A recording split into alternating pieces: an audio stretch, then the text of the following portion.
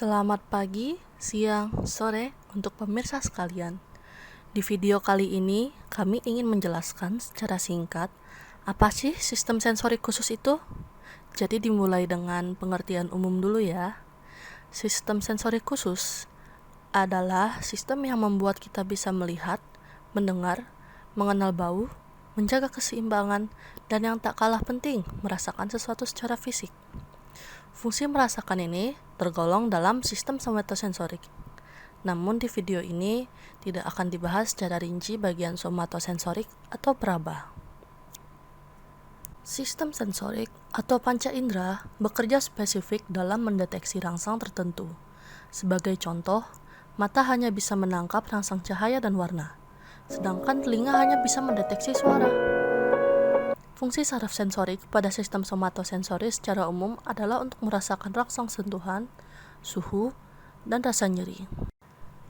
Lebih spesifiknya, sistem saraf ini bisa membuat kita merasakan sentuhan halus dan kasar, getaran, tekanan, serta gerakan dan perubahan posisi tubuh.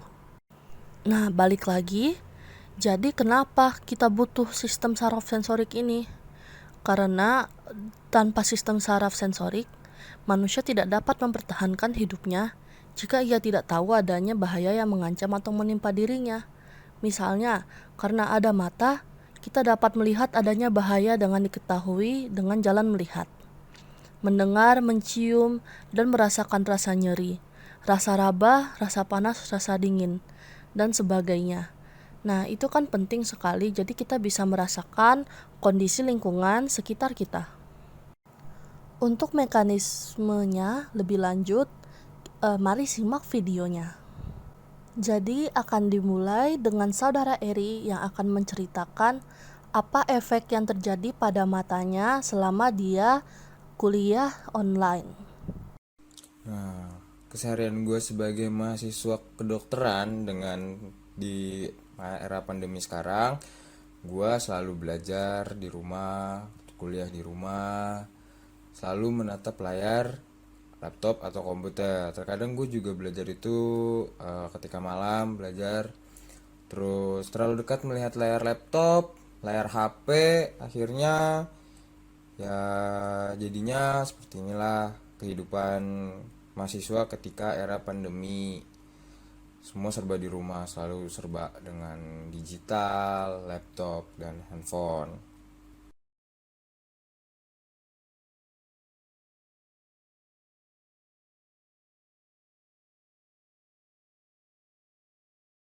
Dan akhirnya karena terlalu melihat laptop dan handphone belajar malam, itu menyebabkan mata gue agak sedikit buram nih. Kenapa ya, gue juga bingung. Tapi akhir-akhir ini kok mata gue makin buram. Dari tadi dilihat kan kayak gue tiap hari buka laptop, terus belajar selama perkuliahan online ini, dan akhirnya karena kerja terlalu dekat dengan layar dan juga buku gitu, layar handphone, kerja dekat lah, melihat dengan dekat, itu menyebabkan miopia. Miopia sendiri itu adalah cacat mata yang biasanya itu terjadinya miopia sebenarnya bisa terjadi karena alergi, gangguan endokrin, kurangnya zat kimia, sama kerja terlalu dekat. Seperti itulah teman. Terus juga miopia ini biasanya ada terapinya dengan cara menggunakan lensa atau kacamata seperti itu. Terima kasih Eri atas penjelasannya. Jadi, meskipun kita melakukan kegiatan sehari-hari, dapat berdampak besar juga ya. Selanjutnya, teman kita Dani akan menjelaskan tentang telinga. Halo guys, ngomong-ngomong tentang telinga, kalian tahu nggak sih gimana cara kerja telinga sehingga kita bisa mendengar? Jadi biar saya jelasin dulu ya, apa sih telinga itu? Telinga itu adalah organ utama indera pendengaran. Telinga juga berperan dalam menjaga keseimbangan tubuh. Fungsi-fungsi tersebut secara khusus didukung oleh kerjasama dengan organ lain. Untuk memahami proses mendengar, Anda perlu mengetahui dulu bagian-bagian telinga. Jadi telinga itu mempunyai 3 bagian utama, yaitu bagian luar, tengah, dan dalam.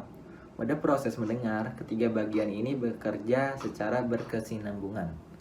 Telinga bagian luar berfungsi sebagai corong yang berfungsi untuk mengumpulkan gelombang suara dan menyalurkan hingga ke gendang telinga.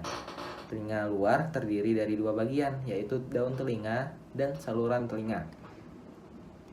Selanjutnya ada telinga tengah.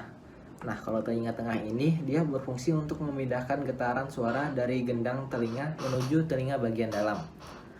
Ada 3 tulang pendengaran yang menyusun telinga tengah dan berfungsi untuk menghantarkan getaran suara, yaitu malleus, incus, dan stapes.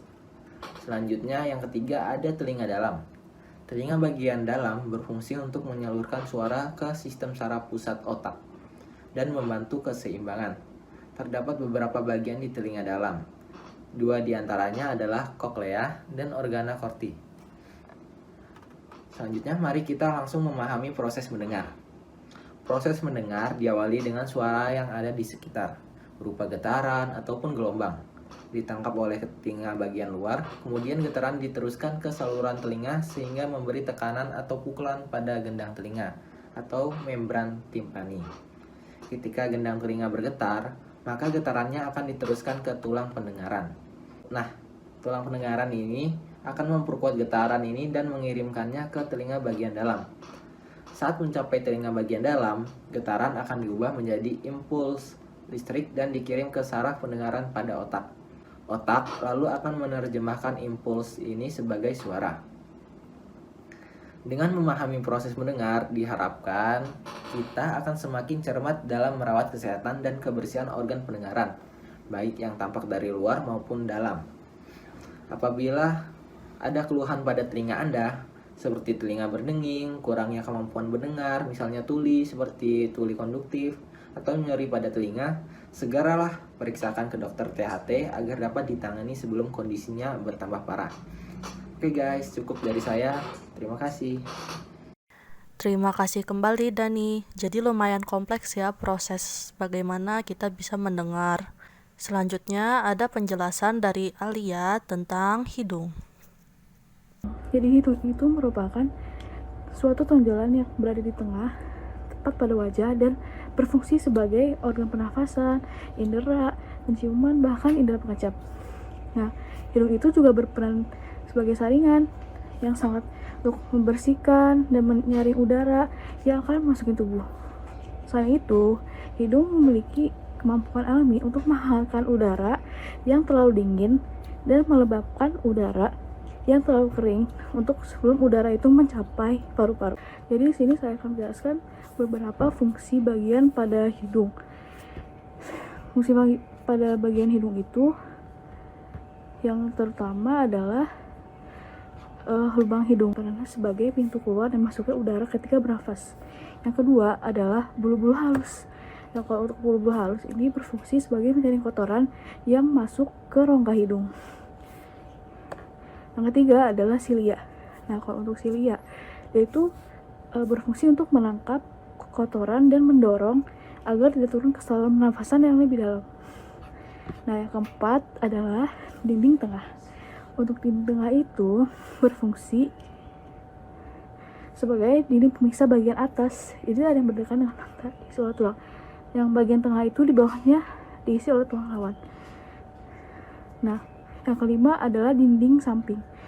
Nah, untuk dinding samping itu terdiri dari jaringan tulang dan pembuluh darah yang dikenal sebagai turbinat atau kon. Yang keenam adalah sinus. Itu terdapat 4 sinus, yaitu sinus maxillaris, yaitu sinus terbesar yang berada di tulang pipi, sinus frontal yang berada di bagian tengah dahi, sinus ethmoid yang terletak di jembatan hidung antara kedua mata, dan sinus sphenoid, tulang belakang rongga hidung. Keempat sinus itu mempunyai mukosa dan produksi lapisan lendir. Cara kerja itu dia tuh indera pembau ya, jadi bisa mencium hal-hal ya, misal dari makanan, dari jarak dari jauh, dari polusi udara, debu atau apapun yang dari benda-benda hal kecil yang bisa masuk ke hidung, itu kita bisa merasakan. Dan sini fungsinya itu adalah untuk mengetahui makanan berbau busuk yang sudah tidak layak dikonsumsi. Jadi yang makanan yang segar yang masih layak dikonsumsi. Prosesnya itu udara itu kita hirup ya perlahan-lahan.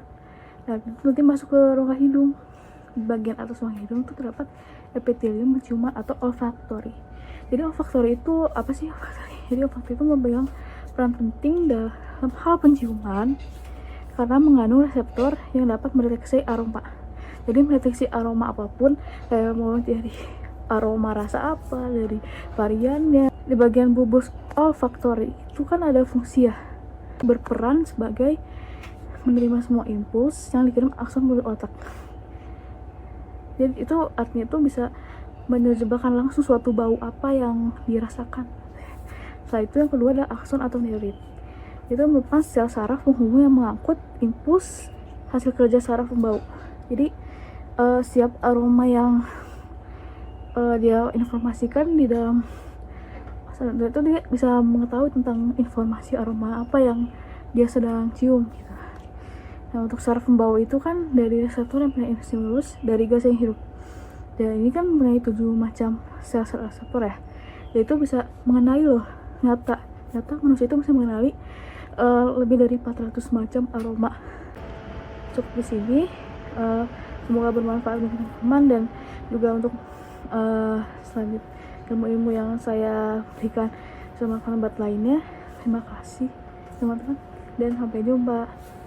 Wah, mantap sekali nih penjelasannya Alia.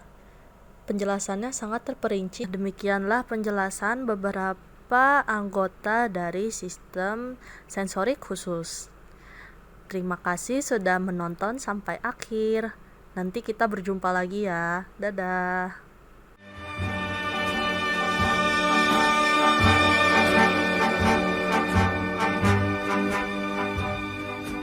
Non, rien de rien. Non, je ne regrette rien.